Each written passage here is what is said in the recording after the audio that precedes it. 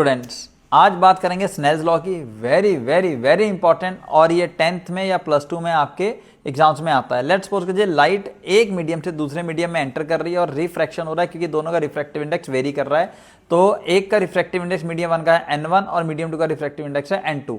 अब हम ये मान लेते हैं कि रिफ्रैक्टिव इंडेक्स सेकंड मीडियम का ज्यादा है एज कम्पेयर टू फर्स्ट, तो लाइट बैंड हो गई है towards the normal. Okay sir, normal क्या है? जिस पॉइंट पे लाइट टकराती है, इंसिडेंट करती है, वहां पे अगर आप perpendicular to the interface line draw करते हो तो that could be the normal. अब ध्यान से, स्नेल्स लॉ है sine of angle of incidence to the sine of angle of refraction is constant. लेकिन इसको और इजीली समझेंगे, क्योंकि आई और आर क्या है? जनरली आई होता है, जनरली क्या हमेशा आई होता है angle between incident ray and normal, और रिफ्रैक्शन एंगल होगा एंगल बिटवीन रिफ्रैक्टेड रे एंड नॉर्मल।